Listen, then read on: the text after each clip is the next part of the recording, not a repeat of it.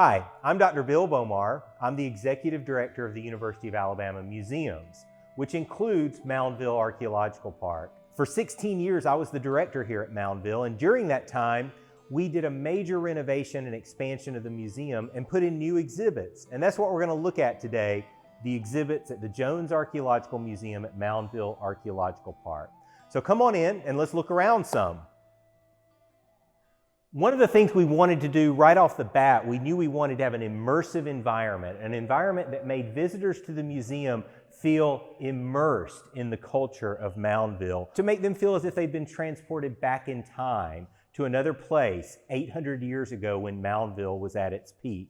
And 800 years ago, this was the site of America's largest city north of Mexico. So there was a lot of activity here. There was trade, there were families, there was recreation, there was art happening and crafts. And so, it was a vibrant community with a lot going on, and we wanted people to feel, visitors to the museum, to feel a part of that. We create this immersive environment with several ways. We appeal to your senses. You're surrounded by murals that really make you feel like you're outdoors at a place in Moundville, out on the middle of the plaza, the central area of Moundville. We use sound effects, like not just music, but you can hear children running by and people laughing and chanting. And then there, are some other special effects along the way. But one of the things that we really wanted our visitors to experience was to explore the story of Moundville through the lens of a story. And so we do have a central storyline that you're going to explore as you go through the museum. And it really starts here in this central area where we have this central scene with life-size figures, life-size human figures, showing some kind of activity going on. As soon as you look here, you can see these Native Americans involved in this big event as they are walking out onto the Moundville Plaza. And so what we have here is a group from outside of Moundville, and they're arriving at Moundville bringing all kinds of things from their homeland in the Mississippi River Valley. And they're coming here to become a part of the Moundville community. They're bringing the daughter of their chief, who is situated on top of the litter or palanquin. They're bringing her to be married to the son of the Moundville chief. So it's a diplomatic event. Now I want you all to look over here at this case. Everything you see in our museum that's in a case is a real artifact. The things that you see in the recreated scenes are all reproductions, mostly made by modern Native Americans. But the things that you see in the cases were found by archaeologists at Moundville. These three pots that you see here in this case are really what inspired our storyline of this group arriving from the outside. You see, these are not typical Moundville pots. They're foreign in style. They match the kind of pottery that you find west of here, like in the Mississippi River Valley, above Vicksburg. Yet you find it here at Moundville. Well, for many years, archaeologists thought these kinds of pots must have been traded here. I mean, that makes a lot of sense. You find things here that look like they came from somewhere else. We know these people traded. For many years, we thought that's how these pieces got here. Well, archaeologists have, in recent years, begun doing lots of scientific tests on artifacts. And one of the things that they can do is called neutron activation. It's a chemical test that allows you to know the ingredients of a ceramic artifact, like these clay pots.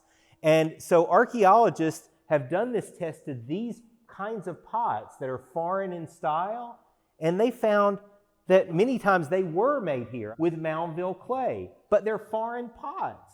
How do you explain that? Pots made here at Moundville, but in a foreign style.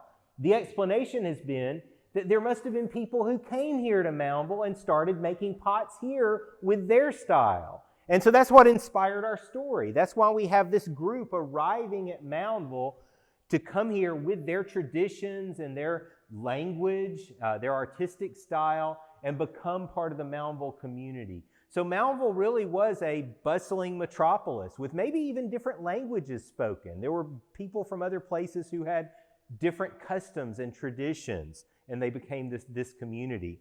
Now, the one person in our scene here of these people arriving who is a Moundville person is the greeter, the person with the bird man with the feathers here. This is the Creek or the Muskogee people would call this the Yatika, and the Yatika would know several languages. This would be someone who's a representative of the chief. So in an event like this, he would go out and greet these outsiders. He would chant a welcome, and there would be maybe an exchange of gifts and that kind of thing. You see, the Moundville chief was like a king. It would very much be inappropriate for a king just to come out and start shaking the hands or greeting visitors. There was a protocol for this. Now, from the belief systems of the southeastern Indians, protocol was very important, and there were creatures that were charged with making sure that things happened the way they were supposed to. And we see those up above, the thunderers, these bird-like creatures that are these giant raptors. They're maybe like combinations of eagles and hawks and falcons, but they're associated with the cardinal directions, north, south, east, and west. Other Native American groups in other parts of what's now the United States would call these the Thunderbirds, but here in the Southeast they were called the Thunderers, and their role in the universe was to ensure order. They were associated with what the Native Americans called the upper world. And so their role was to make sure that things happened the way they were supposed to happen, as far as in an orderly way. So if there was chaos, if things didn't happen, they would intervene. So these people would have feared that the thunderers might swoop down and devour them if they didn't follow protocol. And we get these elements of the exhibit from stories that have been passed down in oral tradition of the Native Americans. Well, now let's turn our attention this way, where we have another part of our museum where we really explore the life of the rulers of Moundville. And we do so in an area of the museum that's supposed to make you feel as if you're in the chief's house. So there's woven cane matting, there's the light of a fire, that kind of thing. But we have another recreated scene here with the chief of Moundville. We have the mother of the future chief, and the future chief is there with the copper-covered deer antlers. And then we have a maker of medicine. And what they're doing is preparing for this to greet this group that has come here for the wedding. So this outside group has brought the daughter of their chief to be married to the son or the heir of the Moundville chief. One thing I want you to notice here is these recreated scenes allow us to display reproductions of the real artifacts of Moundville in their context. So you can see how things would be worn. You can see how they would have looked when they were all shiny and new. And then you can go into the exhibits here and see the real artifacts, the things that have been found at Moundville. But the chief here, he understands the importance of this big event, the political ramifications. You see, he wants to make peace with other groups to enlarge his power base. And so this wedding has those kinds of implications for him. The mother of the future chief, look at her. She's leaning into him, giving him advice. Women played a very important role in Southeastern Indian society. Sometimes they actually had official positions. They were sometimes chief, but often it was more behind the scenes power. So she's giving him instructions, and she's perhaps offering him some black drink, some sacred drink in that cup. And look at him. He's leaning in, very much caring what she has to say. And then you have the maker of medicine here with, in his pouch, he has some Yopon holly or Ilex vomitoria. That's a native plant that was used to prepare black drink and a purification drink. And so she has that cup there with some black drink perhaps in it. And he's holding a replica of Moundville's really most famous artifact, the Moundville rattlesnake disc, maybe preparing some paint to be applied or some medicine to be applied to the future chief before he goes out for this big event. Well, let's come on into the gallery here and see some of the real artifacts that were inspired, that inspired these reproductions. Like you can see, the chief has that that symbol of power, that copper axe. Let's see the real axe heads in here.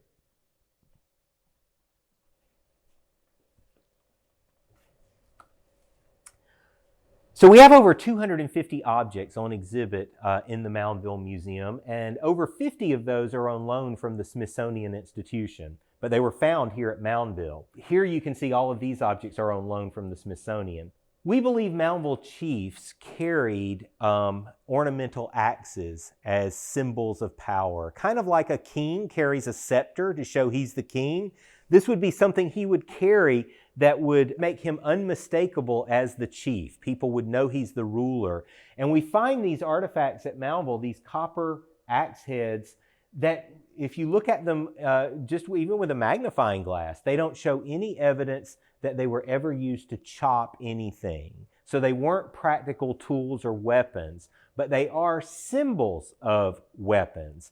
So there would have been weapons that were like war clubs that had stone axe heads on them, and those would have been used, but these are symbolizing those. It would be like a pretty version of one that the chief would carry around to show he's in control. And in the center, you can see another one of these symbolic or ceremonial axes.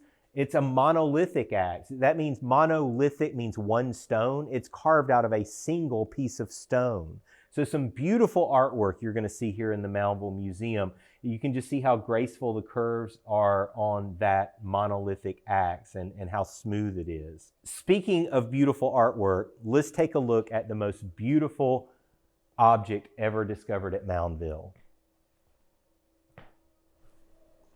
This is the Moundville Duck Bowl. It was found at Moundville in the early 20th century in 1905 by Clarence B. Moore, a wealthy Philadelphia aristocrat who came and traveled the rivers of the Southeast, studying mound sites primarily, and removing the artifacts that he found and taking them back up north. And so this artifact only recently has come back to Moundville. It went to Philadelphia and to New York, and then to Washington, D.C., to the Smithsonian, and now we have it on loan from the Smithsonian. But the Moundville Duck Bowl, or Bird Serpent Bowl, is perhaps the most beautiful Native American work of art, prehistoric work of art, ever found in what's now the United States. It really is spectacular. So we have pottery that's been found at Moundville, and the pottery is beautiful, but I want you all to really recognize that this is stone. So this is a sculpture. So imagine someone using stone tools as hammers and chisels to chip away at stone, and then use things like sand to sand it, and stone knives to carve it. It's a pretty hard stone. It's a feldspar, and so it's, you know, it could be carved, but it took great effort. It had to be sculpted. It had to be chiseled. When it was found in the early 20th century, it created an international stir. People really didn't know that Native Americans had produced works of art like this. They just had not been studied enough. And so the world saw this, and the world was astonished. Harper's Magazine was the most popular publication in the entire world. This was before the internet, of course. It was before TV. It was before radio. Most people learned about the world through newspapers and magazines. And so Harper's Magazine published a major story that said that this object found at Moundville was the archaeological find that had set the entire world agog. So it really is stunning, and I know that it's nice to see something like this on film, but I hope that you can come to Moundville and see it in person sometime, because it's a special, special artifact. I mentioned that it's the duck bowl, or the bird serpent effigy bowl. That's because it definitely has like a bird's head, but it may not be a true bird. It may be a mixture of animals, because when you look very close, you can see there are diamond-shaped markings all over the neck of that bird. And those are the same kind of markings that the Moundville people put on snakes in their art. And so this may be like a mixture of a bird and a snake. It would have been the kind of creature that they probably talked about in the stories that they told. All right, well, let's step over here and look at this case now. You saw our 4 characters a while ago in our recreated scene. Here we have photographs of them. And in this case, we really talk about the kinds of things that they wore, the regalia that they wore, mostly for ornamentation. And so to illustrate, we have the photographs of our characters that you saw a moment ago, and we have the real artifacts that inspired their regalia sitting in front of them. So like over on the left, the Moundville chief, you might have noticed he had this upright headdress. We base a lot of the clothing and how the people looked on illustrations that were made by the first Europeans who came across the Southeast. So we do have to, make some guesses as to how the Moundville people tattooed themselves, for example, or the kinds of headdresses they wore. So that would be an explanation of his headdress. But you can see the copper headdress ornaments are the real thing that inspired that headdress up there. You can see that the men wore copper ear spools. They would stretch their earlobes out by gradually increasing the size of the piercing in their ear until it was large enough that they would put in there a wooden disc, sometimes covered in copper. And so they would have these large copper ear ornaments in their earlobes. And this would be something that would be for the elites, the powerful of Moundville. Women, on the other hand, of Moundville wore shell ear pendants, like you can see that in the photograph, but the real artifact is down there in the case in front of the photograph. And then you can see in the middle here a beautiful stone pipe. This is one of the Moundville cat pipes, they're called. And this is made of limestone. It probably was imported. It probably wasn't made here. It was traded here and from the Vicksburg area of the Mississippi River Valley. But it was a smoking pipe made to look like a wild cat.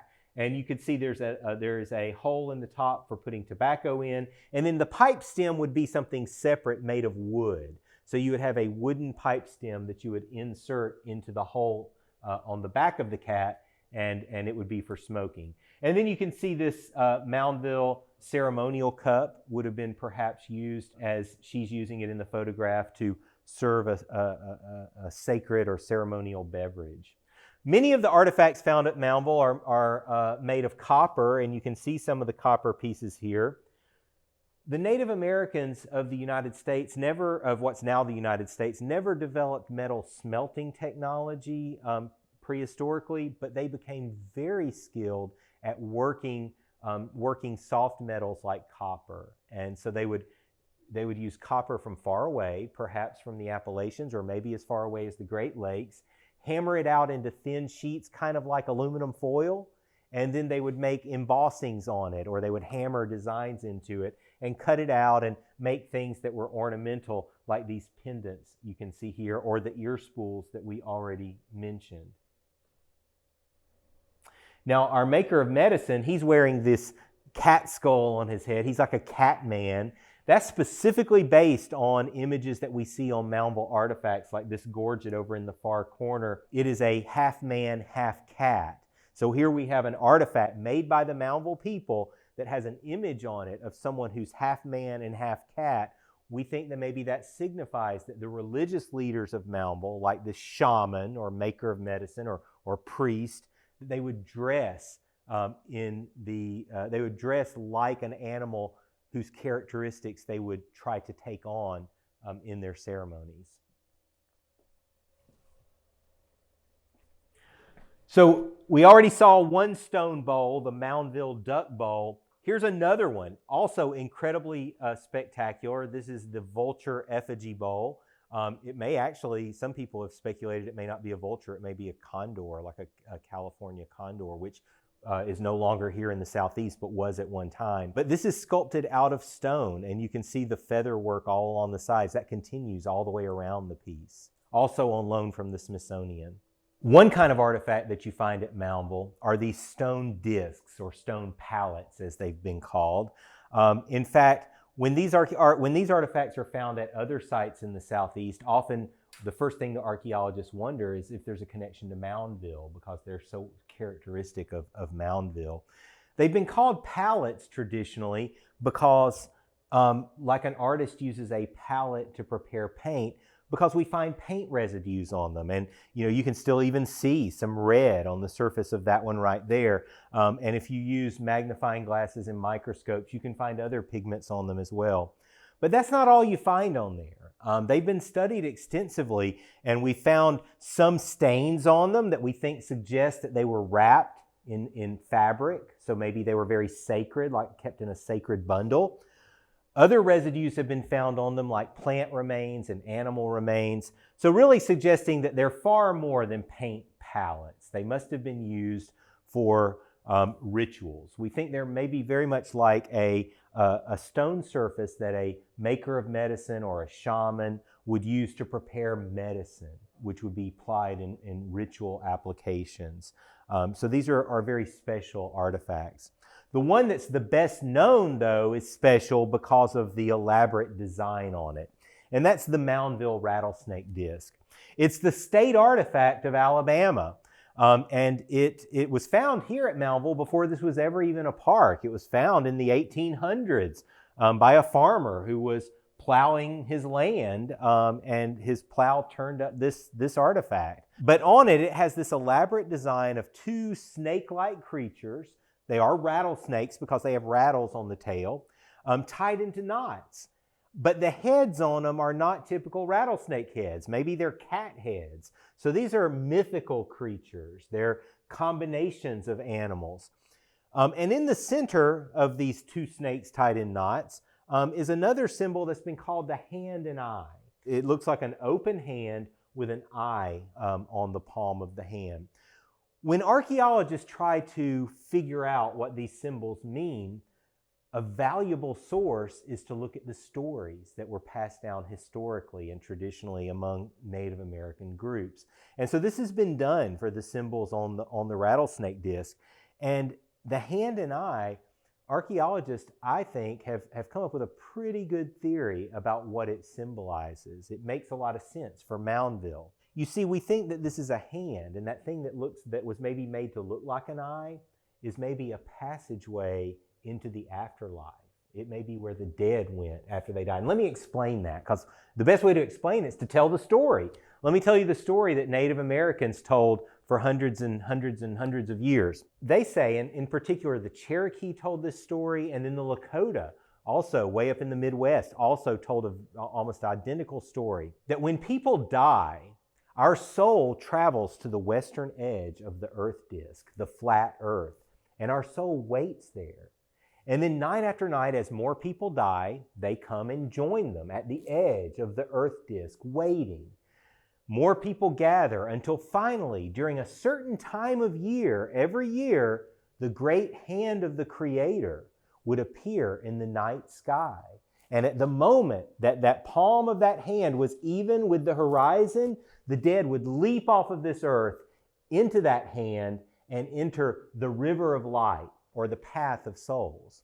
And what they were describing is the Milky Way. Those are those points of light across the center of the heavens. Those are the dead ancestors making their way on a final journey to a final resting place. So we have that story that talks about entering the afterlife through a hand. Why might that make sense for Moundville? Well, there's something I haven't told you. Moundville at one time was this vibrant city. I did tell you that there were thousands of people living here. But then around the year 1400 or so, it really shifted from being an active city to being a city of the dead. Most of the people had left Moundville. But you know what? They continued to come back here and bury their dead. So archaeologists have figured out that Moundville became what we call a necropolis, a city of the dead. It was a spiritual place where people evidently wanted to be buried after they died so that they perhaps could enter the afterlife. So when you consider that, it makes sense that Moundville's most common and this is, by the way, the most common symbol at Moundville. We find it on all kinds of things. It makes sense that their most common symbol would have something to do with perhaps entering the afterlife. Okay, let's move on this way now. Oh, I mentioned hand and eye, and that you can find it on all kinds of artifacts. Here's one side of a four-sided vessel with a hand. That's just so typical. You find it on all kinds of pottery, stone pieces, copper pieces. We're going to step back out into the central part of the museum where we started our tour. And over here you can see some cases. We're actually going to walk right through these cases. It's like they form arches that you can walk through and really get a close look at some of the Moundville artifacts. We did this for a couple of reasons. One, we want our visitors to be able to stand back and look at a lot of Moundville pottery and get a sense for what Moundville art looked like. And you kind of have to see a lot of it in one place to do that. And when you do that, you can start to notice things. You can notice that there are certain shapes of vessels that were very popular to the Moundville people, like this one down here, this globular shaped bottle with a neck. You can see that over and over in some of these cases. You'll notice a few other things. Some of the pots are made to look like living creatures. We call those effigies. Like the duck bowl that we looked at is an effigy bowl, the bird serpent effigy bowl. Here's a human effigy bowl. You can see there's a human head with human feet on it. There are other ones like this owl down here. This one's made to look like a shell. That's actually a clay pot that they made to look like a mussel shell. Another thing you can notice about the pottery when you stand back and look at it is that a lot of it is this dark gray color, this blackened color. That's not because the clay around here happens to be a certain color. It's because the Moundville people liked that color of pottery, so they used technology to make the pottery turn that color. They removed oxygen from the firing process to make their pottery turn dark. Let's just walk through and take a look at some of these pots.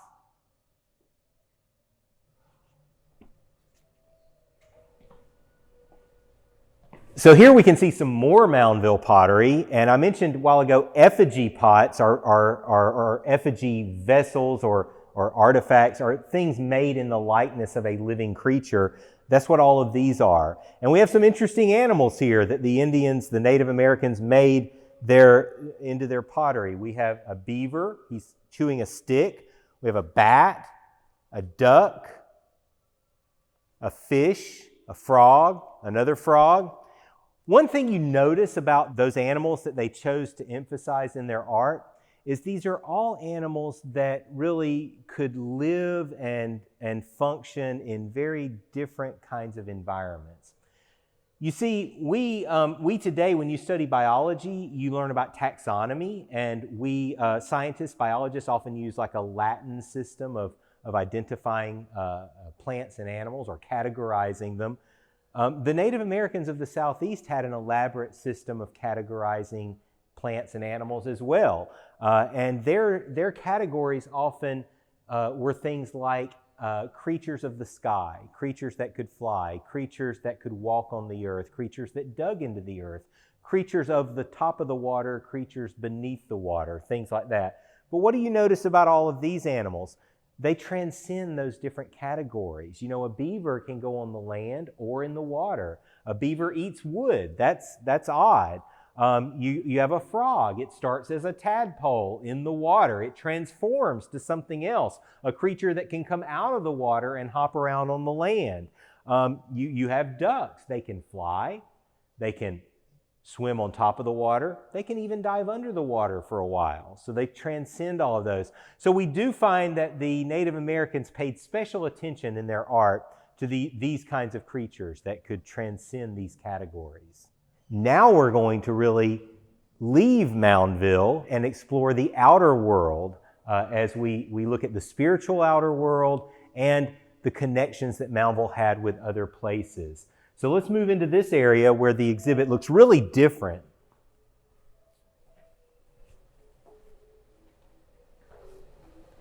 It's a darker scene in here. It's a nighttime scene. It's a bit more mystical. This is where we really talk about the religious life of the Moundville people. We already talked about their beliefs about entering the dead. We explore that in more depth here. And so we have a nighttime scene that really depicts Moundville during that time when it was mostly abandoned, when it was a necropolis, a city of the dead. So you can see painted into the murals here on the walls, huts just around the big mound, the large mound. Off in the distance, the site is mostly abandoned. There are only a couple of mounds that still have structures on them. But I said we'll also explore the physical outer world, the world beyond Moundville, the people that Moundville had connections with. You see, we found a lot of artifacts at Moundville from other places. And that was probably connected to the religious outer world as well. Because you see, the people who had ventured to these faraway places, they acquired secret knowledge. They learned medicine. They learned spiritual rituals and brought those kinds of things back to their people sometimes. And we think that kind of thing probably gave the religious leaders, the priests, gave them great power. And so they sometimes brought back objects with them. So we think those two were connected. The people who ventured to unknown places often had spiritual roles in the community. A while ago you saw a Moundville cat pipe, and here's another one, but this one is much more eroded, which I think is very interesting because you see, it shows evidence that it was handled a lot, even after it broke. See, it's in two different pieces. This is a smoking pipe that couldn't have been used for smoking after it broke in half, but people still touched it and handled it. Maybe it was an heirloom, a very sacred piece that people would touch to maybe be connected to their ancestors. We really don't know. But nonetheless, I think it was a very special piece to the people who touched it.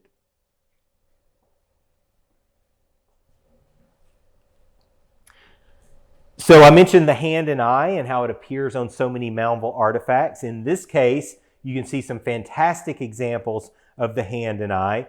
You can also see another creature.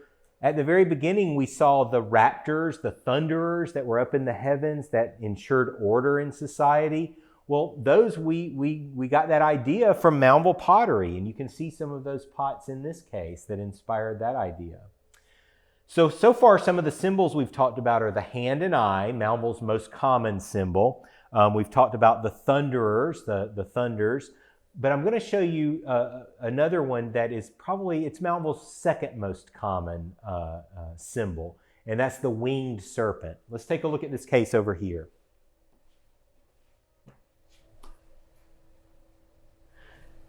So this creature was incredibly important to the belief system of the Moundville people. And it is like a dragon. It's like a snake with wings. And so you can see a snake's body, and there were wings coming out of it. Sometimes it had horns or antlers. Often it had a forked tongue like a snake has. You can see over time it evolved, it changed. The very earlier ones had very well-defined antlers, but over time they turned into just like a little appendages or antenna, like up here. Often there are rattles on the tail, so we think they're connected, of course, to rattlesnakes. And these creatures appear in the stories of southeastern Native Americans through time past Moundville, into historic times and even today. And so the Cherokee Indians, for example, call this the Uktana, and it was and is a very respected, revered, even feared creature in their belief system. Our visitors often like to go into the museum store, Knotted Bird Gifts, where they can actually purchase things that have been made by Native Americans or other souvenirs, or get refreshments at our coffee bar, snack bar. But the most important thing is to look at the site again. We have great windows for doing that. Come look at what I'm talking about. You can see our fantastic museum store and our coffee shop. And a great place to sit and look out at the site and think about what you've learned on the tour. So when visitors come to Moundville, they often explore the site outdoors, they often climb a mound, then they come in the museum and see it recreated, what it might have been like here 800 or 1,000 years ago. Well, I think it's really important after doing that to go back outside and explore the mounds again with this new information to help you visualize what the site was like when it was full of people. Let's go outside and do that. So we've seen some incredible artifacts made by the Moundville people. I mean, they were incredibly talented artists. They were people with a rich belief system and complex political system. But really, the star of the Moundville site are the ancient monuments that these people left behind, the mounds themselves. So it's great after you've been to the museum to come out and look at this incredible site, to look at these monuments that these people left behind. You know, there are over 30 of these massive earthen mounds, these flat-topped pyramids that the Moundville people constructed to elevate their important buildings, to put their houses of the nobility on, their civic buildings and their ceremonial buildings. So after you go to the museum, I think it's important as a visitor to Moundville to look at the mounds again and even climb one of them again. And so we actually have steps to the top of Mound P right behind the museum where visitors can go straight out of the museum, climb that mound and look at the site with new eyes after having seen the Moundville Museum and learning about the fantastic culture of these ancient people.